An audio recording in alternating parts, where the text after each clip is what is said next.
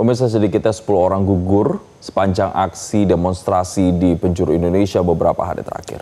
Pemimpin parlemen sampaikan permohonan maafnya, namun gerakan rakyat masih terus berlipat ganda, berharap suaranya benar-benar didengar.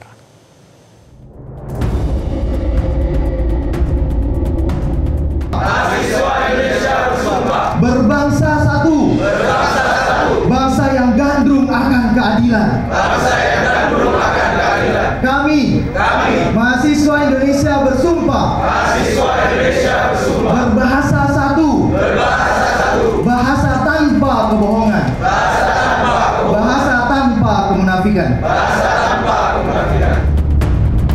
3 September 2025, tidak biasanya mahasiswa menyampaikan aspirasi dan pernyataan sikap di dalam gedung DPR.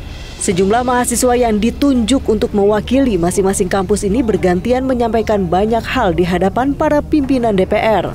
Utamanya soal kesejahteraan rakyat yang menjadi akar masalah pemicu amuk massa.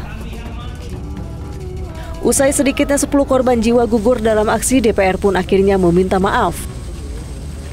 Selaku pimpinan DPR, kami menyatakan permohonan maaf atas kekeliruan serta kekurangan kami sebagai wakil rakyat dalam menjalankan tugas dan fungsi mewakili aspirasi masyarakat yang selama ini menjadi tanggung jawab kami.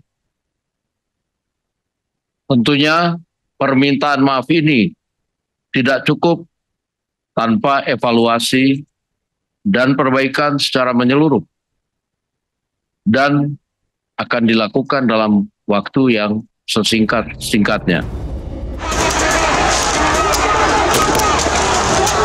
Rakyat akan terus menagih keadilan di tengah meroketnya harga beras, pengangguran yang tembus 7 juta, dan masalah-masalah lainnya yang datang dari berbagai penjuru menghimpit ruang yang sudah sempit adanya.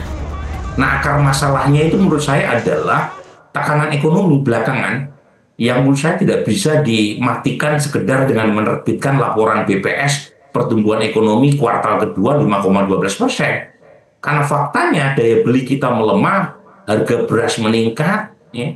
Kemudian ini data yang sangat mencengangkan, ya. Aspiring middle class meningkat, kelas menengah drop.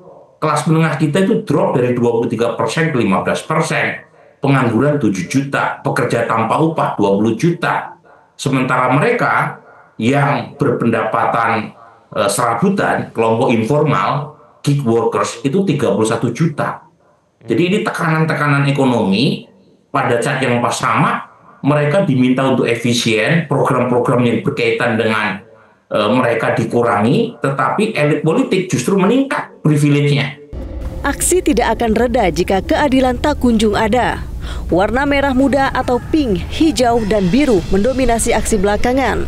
Selain untuk membedakan dengan intel penyusup yang berbuat rusuh dalam aksi, ada makna yang mendalam.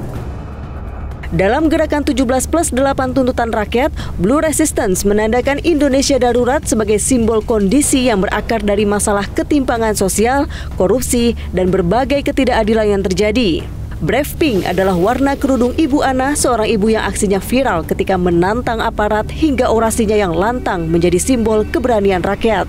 Sementara Hero Green merujuk penghormatan kepada almarhum Afan Kurniawan, pengemudi ojol yang dilindas barakuda Brimob.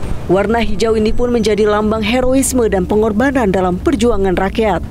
Adapun 17+8 tuntutan memiliki tenggat waktu bagi pemerintah memenuhi tuntutan rakyat dalam 1 pekan, mulai dari soal supremasi sipil, desakan agar polisi tidak represif, hingga seputar upah layak. Adapun 8 tuntutan dengan tenggat waktu 1 tahun memuat berbagai desakan, mulai dari reformasi DPR, pengesahan UU perampasan aset koruptor, hingga reformasi kepolisian dan ekonomi kerakyatan. Tim Liputan Metro TV. Jelajahi cara baru mendapatkan informasi. Download Metro TV Extend sekarang.